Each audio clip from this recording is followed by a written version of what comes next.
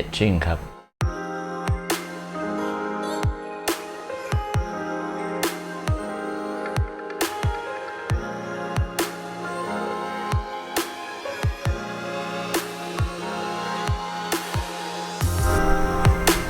สวัสดีครับโคมัสึทิปวันนี้เรามาคุยถึงเรื่องของการทำ etching ครับเนี่ยครับมันจะเป็นบางเหมือนกระดาษเลยบอกว่าถึงแม้จะเป็นตัวของเมทัลชีทก็ตามแต่ว่าเวลาเราตัดเวลาเราจับเนี่ยมันก็ต้องระวังเป็นพิเศษเพราะว่ามันอาจจะบิดหรืออาจจะงอได้ครับมีเพื่ออะไรก็มีเพื่อเสริมแต่งความงามของการพานี่แหละอย่างเช่นตัวนี้ครับNew Hyper Bershka ของตัว Ice 93 เห็นว่ามันทุกอย่างมันโอเคละมันโอเคแล้วเนาะแต่ว่าพอเรามาดูตรงนี้ครับเห็นไหมฮะมันก็ยังดูแบบโล่งๆโกนๆอยู่ใช่ไหมฮะเป็นโครงๆเข้าไป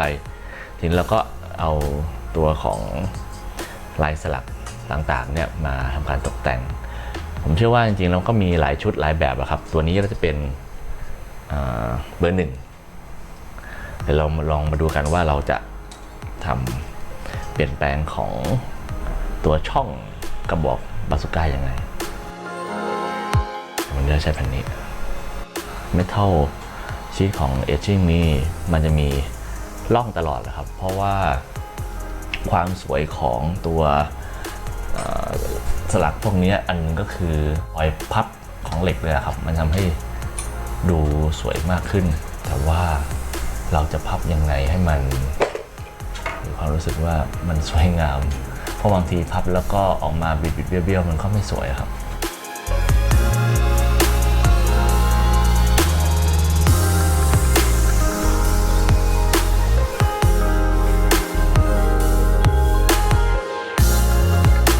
เสร็จแล้วเราก็จะได้ New Hyper Bershka ที่มีข้างในเป็นลักษณะของนี่ครับแล้วก็เพื่อความสวยงามของกระบอกปืนเราผมก็จะใช้เนี่ยครับตัวคอตตอนบัดกดจะได้ออกมาเนี่ยครับก็จะได้มาลักษณะนี้ก็สวยงามเลยอันนี้ติด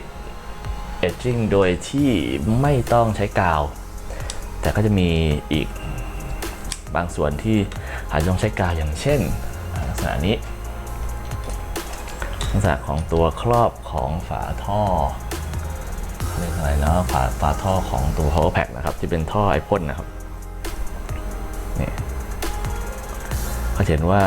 ถ้าเราไม่ติดกาวเนี่ยมันก็ไม่น่าจะอยู่ครับก็จะหลุดได้ดังนั้นน่ะก็จะต้องติดกาว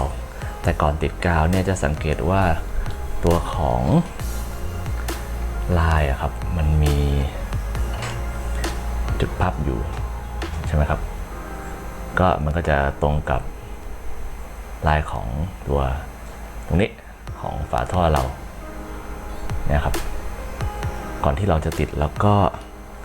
พับก่อน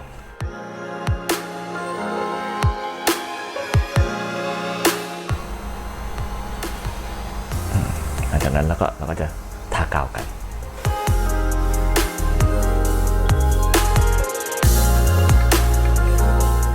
เอาแค่หยดพออยู่แล้วกันผมว่า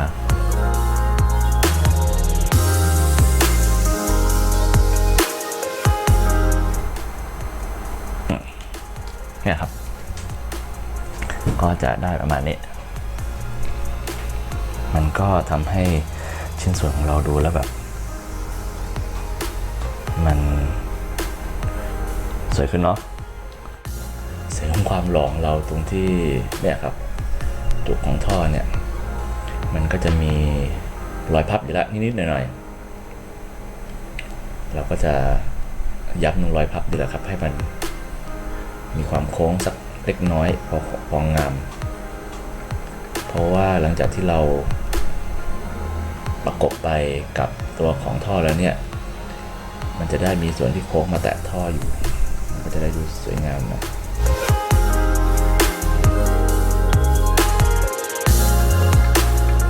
เป็นนะครับอันนี้พอที่เราพับส่วนที่เป็นตัวขอบด้วยกับ อนนี้ยังไม่ได้พับพอติดลงบนของตัวท่อแล้วมันก็น่าจะดูดีเนาะมาเดินก่อน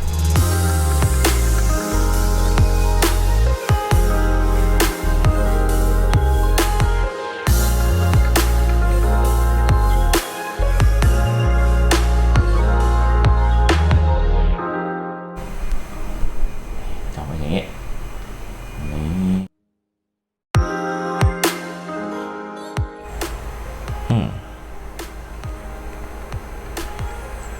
นี่สวยเนาะมันก็สวยไปอีกแบบนะครับ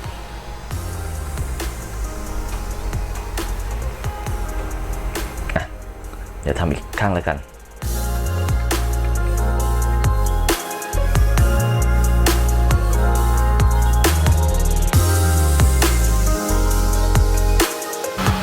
เราก็จะได้ตัวของแบ็คแพ็คของนูกันดั้มใหม่เป็นแบบนี้ครับมันก็ดูสวยดีนะครับสำหรับตัว Etching ทั้งตัวของนูกันดั้มi93นี่ใครอยากดูว่า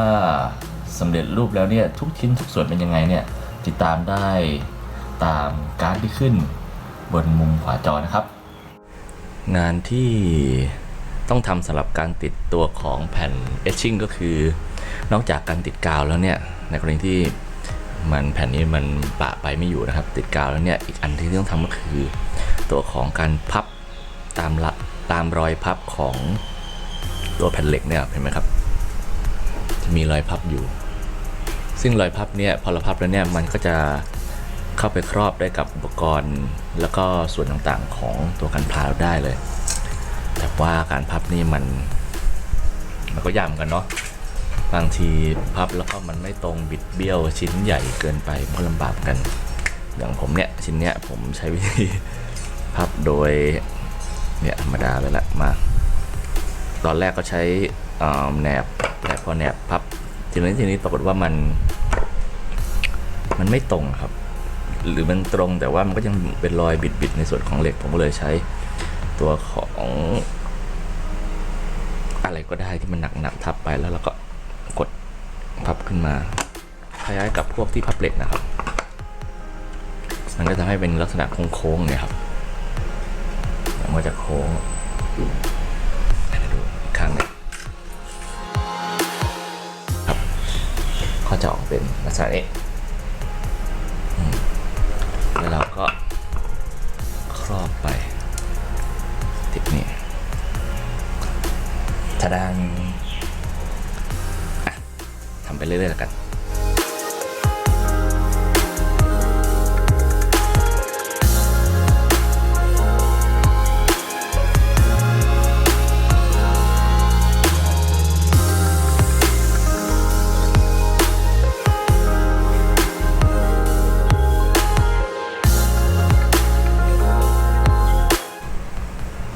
แล้วก็ทำไป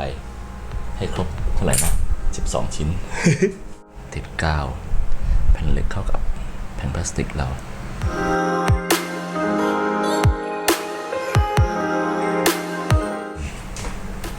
นะครับเราก็จะได้ตัวฟิน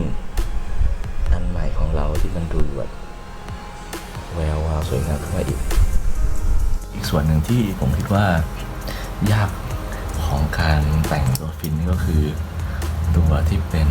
เนี่ยครับอันเล็กๆที่เราจะตกแต่งรอบๆเนี่ยครับมันเล็กมากจนแบบเป็นเอาเสียหัวร้อนกันเลยทีเดียวครับเนี่ยก็จะมีความยากอยู่ที่การพับแผ่นโลหะนี่แหละครับคือถ้าเป็นกระดาษเนี่ยมันยังไม่ยากเท่าไหร่ถึงแม้ว่ามันจะเล็กถูกไหมครับแต่แผ่นโลหะพวกนี้มันค่อนข้างจะยากเลยเพราะว่ามันก็มีความแข็งอยู่ในตัวแล้วก็มันก็ไม่ได้ว่าจะพับง่ายๆด้วย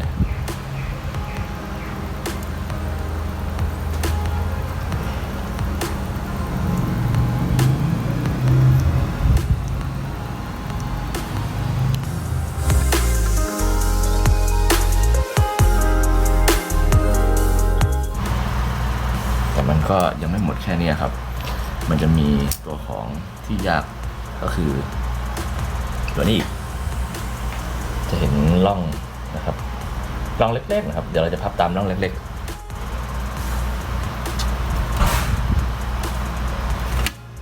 กดแน่นๆฮะแล้วก็ฟุ๊บ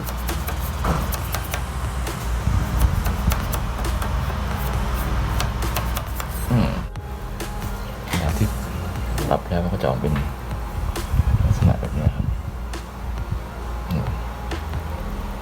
มันต้องให้ได้มุมอย่างเงี้ยไม่งั้นเวลาครอบลงไปแล้ว มันติดส่วนที่เป็นร่องของตรงสีเหลืองๆเนี่ยมันจะไม่อยู่แล้วก็ก่อนที่เราจะติดนะครับจะต้องงอขาก่อนแป๊บหนึ่งนิดนึงให้มันเข้ามุมไม่งั้นเดี๋ยวพอใส่เข้าไปแล้วเนี่ยมันติดไม่อยู่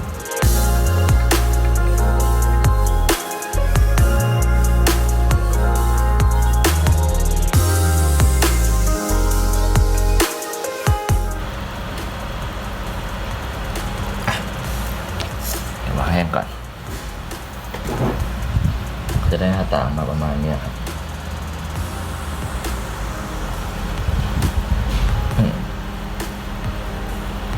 ก็โดยรวมๆก็จะเป็นอันนี้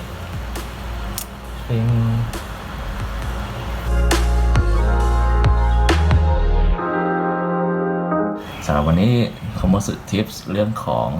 etching ก็ขอจบเพียงเท่านี้นะครับขอบคุณมากครับผม